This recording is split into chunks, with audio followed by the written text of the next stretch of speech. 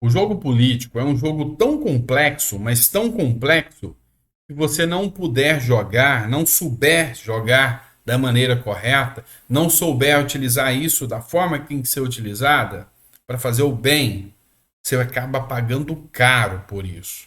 E Ciro Gomes sentiu isso na pele. E eu vou mostrar para vocês o que, que aconteceu com Ciro Gomes. Antes de mais nada, lembrando você que hoje é um domingão e eu tô aqui trazendo conteúdo para que você entenda um pouquinho mais do jogo político. Então, é um prazer estar aqui com vocês, é sempre uma honra estar aqui com vocês, para que você se situe, né? Não ficar assistindo o vídeo velho. Hoje é dia 12 de fevereiro de 2023. Esse é o quarto vídeo do dia que a gente traz para você nesse domingão abençoado. Tá aí agora, já no início dessa noite agora.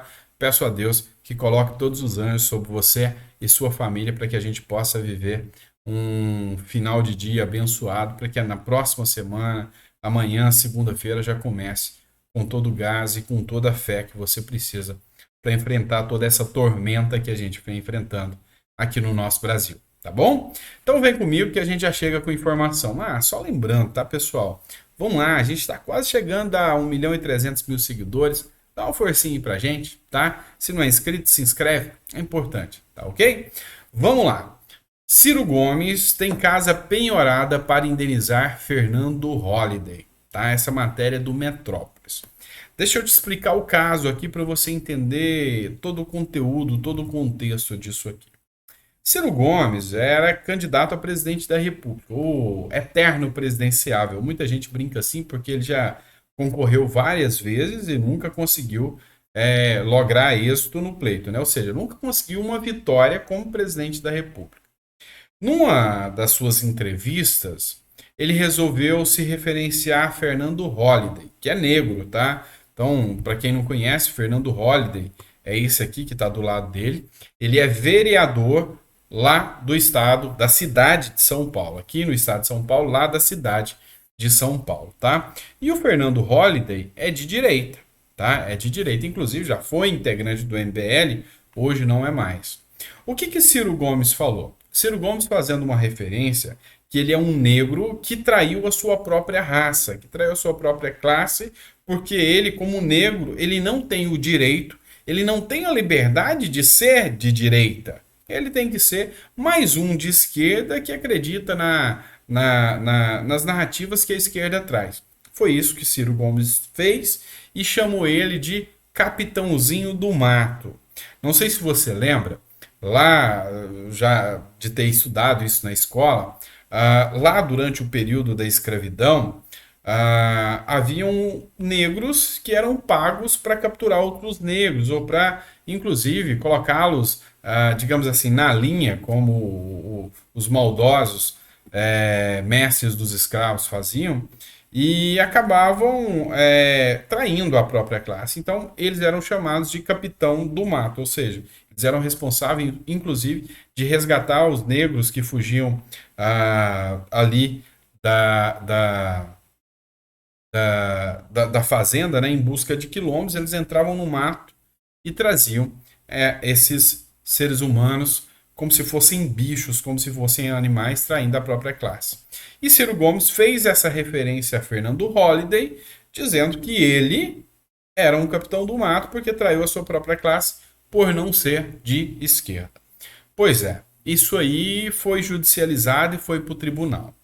Lá no tribunal, o juiz de primeira instância aqui do estado de São Paulo resolveu dar a sentença agora. Inicialmente foi condenado a R$ 38.000 o Ciro Gomes. E Ciro Gomes vem criando artimanhas para não pagar essa condenação que ele já perdeu, tá? Já perdeu, agora já está em fase de execução.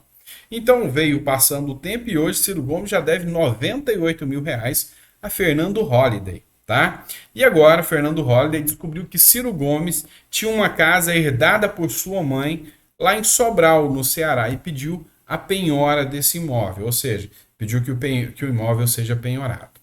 O juiz deu a penhora do imóvel e mandou fazer a avaliação do imóvel e provavelmente o imóvel vai ser posto à venda para que Ciro Gomes pague essa indenização ao Fernando Holliday. É lógico, os advogados de Ciro podem entrar com recurso, embargos à penhora, embora eu acho muito difícil, ele não vai conseguir, a não ser que ele prove que aquilo é um bem de família ou alguma coisa no sentido, não vai conseguir reverter essa situação. Então é onde eu digo, a política mal usada sai caro. Então quando vocês veem eu puxando a orelha de um ou outro político que eu sei que tem um futuro promissor, mas às vezes está falando demais, é porque eu sei que esse tipo de coisa pode acabar acontecendo aí com esse político, tá bom? E agora a gente vai trazer mais uma notícia importantíssima para vocês. Olha só essa matéria do jornal Metrópolis que eu trago para você relativa ao ex-presidente Bolsonaro. Bolsonaro vê prazo para fim da lua de mel entre Lula e Moraes. Eu acho engraçado que a mídia tenta ridicularizar Bolsonaro, como se Bolsonaro fosse um ignóbil, um desconhecedor da política brasileira e que tivesse chegado à presidência da República por acaso. Lê do engano. Um homem que enfrentou o sistema durante a eleição de 2018, com poucos recursos, sem prazo de TV, e conseguiu se tornar presidente. É muita, vamos dizer, até bizarrice dizer que esse homem não entende de política. E olha só o que ele disse. Bolsonaro vê prazo para fim da lua de mel entre Lula e Alexandre de Moraes. Bolsonaro acredita que lua de mel entre o presidente Lula e o ministro Alexandre de Moraes tem validade e prazo para acabar. Então aqui é o editorial do Metrópolis e é muito interessante vocês fazerem essa análise em conjunto comigo aqui, analisando as falas de Bolsonaro. Vamos lá, vamos entender um pouco mais isso aqui. Bolsonaro, ele entendeu e disse aqui na matéria que Alexandre de Moraes, assim como Lula, tem uma briga muito grande de egos, tá? Hoje já se confunde quem manda mais no Brasil. Seria o ministro Alexandre de Moraes ou seria o Lula? Isso é difícil de entender. E que hoje Alexandre de Moraes tem um prestígio muito, muito grande com o governo Lula. Até talvez maior do que com o próprio Lula. Entenderam? O governo, a base do governo, talvez Alexandre de Moraes tenha mais moral do que o próprio Lula. Exemplo que o Bolsonaro cita aqui é que o Múcio é ministro do Lula, o ministro da defesa do Lula. E sabe o que o Múcio fez? Quando ele foi escolher os comandantes da Marinha, Exército e Aeronáutica, ou seja, das Forças Armadas, Múcio não perguntou para o Lula quem eram os melhores nomes. Ele foi até o Alexandre de Moraes e deu uma sabatina para Alexandre de Moraes, ou seja, fez uma verdadeira sabatina para mostrar para Alexandre de Moraes quem seriam os nomes. Isso mostra o tamanho da força entre Alexandre de Moraes e Lula e esse embate que existe. Só que segundo Moraes, segundo Bolsonaro, essa lua de mel está fadada ao fracasso. E a gente vem falando exatamente isso para vocês aqui já há alguns vídeos do canal. A gente sabe muito bem que Alexandre de Moraes ele está tolerando Lula porque tem-se um projeto muito maior. O alinhamento de Alexandre de Moraes com Alckmin, com o próprio Temer que o nomeou, é muito maior. E Lula já começa atacando Temer de golpista, falando que ele é golpista, e inclusive isso aí gerou um problema tão grande que reflexamente o Lula chamou o Alexandre de Moraes de um ministro ilegítimo. E assim, conforme a leitura do Bolsonaro, eu também já fiz essa leitura, essa lua de mel realmente não vai durar muito, e a questão da queda de Lula é questão de tempo. Tá fácil perceber essa situação. E você quer ver como eu posso provar que Lula tá atirando errado em todos os sentidos? Duas grandes forças que Lula tem do seu lado como aliados. Uma delas é o judiciário. O Bolsonaro acabou de falar que essa lua de mel vai acabar. Mas deixa eu trazer outra questão aqui que merece você fazer uma reflexão. Eu estou falando da mídia. Você tem noção de quanto poder a mídia dá para um presidenciável? Um presidenciável pode fazer obras boas na economia, inclusive pegar um país que enfrenta logo de cara um Brumadinho da vida, depois pandemia, depois guerra da Ucrânia, mas mesmo assim consegue entregar um país com um crescimento do PIB maior do que China e Estados Unidos. Isso aqui é o Banco Central que fala. E a mídia, se não gosta desse presidente, ela vai detonar tanto, mas ela vai bater tanto que esse presidente ele pode ter feito grandes feitos para a economia, mas ele vai cair. E Lula contava com essa mídia do seu lado, mas eu usei o verbo no tempo certo, no passado. Contava com essa força do seu lado. Mas a lua de mel, assim como com o Alexandre de Moraes está prestes a acabar, com a mídia já está acabando. Tá? Eu não estou falando aqui a mídia militante, aquela mídia que você já conhece. Estou falando da mídia convencional que a gente é acostumado a conhecer. Dá uma olhada aqui, essa matéria aqui do Estadão. Assim como seu antecessor, né, que ele também critica Bolsonaro, Lula considera que ter vencido as eleições lhe dá poderes extraordinários. E as instituições que os limitam são, por isso, tratadas como inimigas. Ou seja, aqui uma editorial da Folha de São Paulo, teceu críticas a Bolsonaro? Teceu. De leve, sem nem citar nome, mas aqui é Lula. Lula acha que venceu a eleição e hoje ele é rei, e que as instituições têm que servir como verdadeiras vassalas, ou seja, estão todas às suas disposições como se ele fosse um monarca e todo o Brasil fosse seu súdito. E quando uma instituição fala Lula, alto lá que você está errado, ela é tratada como inimigo. Isso aqui fazendo referência ao Banco Central. Então tudo aquilo que é desalinhado com essa visão autoritária que o governo Lula vem apresentando é tratada como inimigo. Quem faz questionamento nas redes sociais é inimigo. Eu sou uma pessoa não grata. É simples assim. Quem faz questionamentos contra o governo Lula dentro do governo é uma pessoa não grata. Alguém que é altamente qualificado, que é indicado ao governo Lula, mas que uma hora ou outra já curtiu uma mensagem da Lava Jato, é uma persona não grata. Ou seja, é um ego muito grande para um país de muitas diversidades que não suporta isso. Ou seja, a lua de mel com a mídia também acabou. Ou seja, a queda de Lula está desenhada já, pessoal. Basta analisar um pouquinho o setor, o mundo político.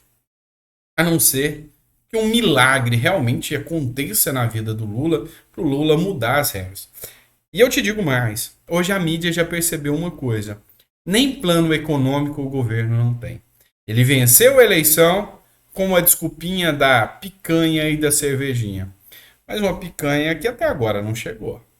Uma picanha que não veio. E uma cervejinha que continua cara e a projeção é que a inflação vai aumentar muito mais do que o seu antecessor, que a mídia atacou tanto, que foi o governo Bolsonaro. Mostrou que Guedes é muito mais preparado do que a Haddad.